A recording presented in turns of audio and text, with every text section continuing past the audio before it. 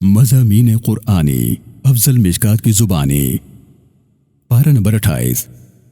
قرآن مجید کے 28ویں پارے کا آغاز قد سمی اللہ کے الفاظ سے ہوتا ہے۔ 28واں پارہ کل 9 سورتوں پر مشتمل ہے۔ سورہ مجادلہ، سورہ حشر، سورہ ممتحنہ، سورہ صف، سورہ جمعہ، سورہ منافقون، سورہ تغابن، سورہ طلاق اور سورہ تحریم۔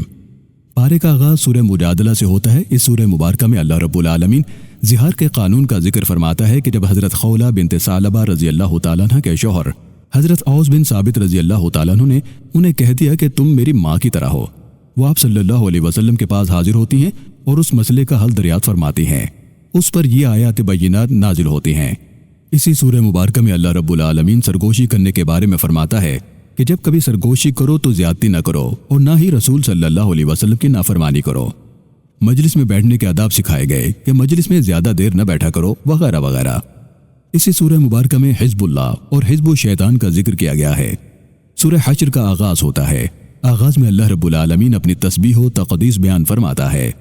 بنو نذیر کے ساتھ تنازع کا ذکر فرماتا ہے۔ مال فے کے بارے میں قوانین بیان فرماتا ہے۔ اسی سورہ میں اللہ رب العالمین قرآن مجید فرقان حمید کا ذکر فرماتا ہے کہ یہ اس کا ایسا عظیم الشان کلام ہے کہ اگر وہ اسے پہاڑوں پر نازل فرماتا تو پہاڑ اس کی عظمت و ہیبت برداشت نہ کر پاتے اور پھٹ کر ریزہ ریزہ ہو جاتے۔ سورہ حشر کے آخر میں اللہ رب العالمین اپنے اسماء حسنہ کا ذکر فرماتا ہے۔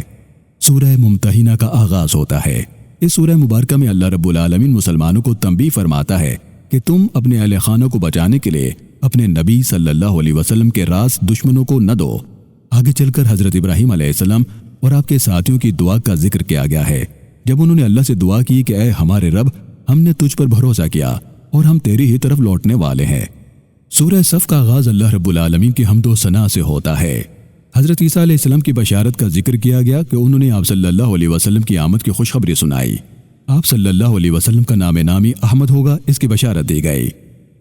سورہ جمعہ کا آغاز بھی اللہ تعالیٰ کی تعریف و توصیف سے ہوتا ہے۔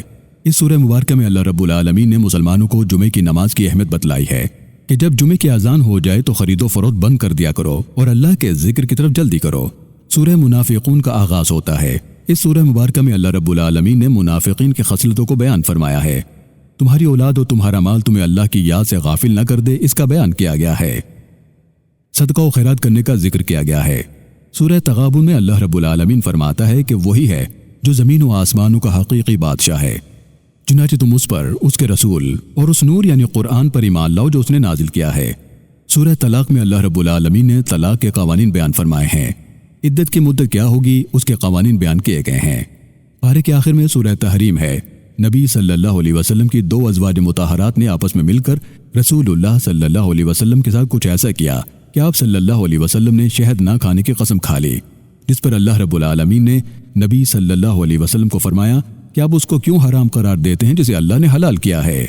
پارے اور سورہ تحریم کے آخر میں اللہ رب العالمین نے حضرت نوح علیہ السلام اور حضرت لوط علیہ السلام کی بیویوں کا ذکر کیا کہ وہ دونوں نبیوں کی بیویاں ہونے کے باوجود کامیاب نہ ہو سکیں، جبکہ آسیہ جو فرعون کی بیوی تھی وہ اور مقدسہ مریم علیہ السلام جنہوں نے اپنی پاک دامنی کی حفاظت کی کامیاب ٹھہریں۔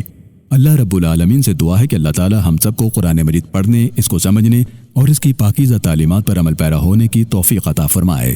آمین۔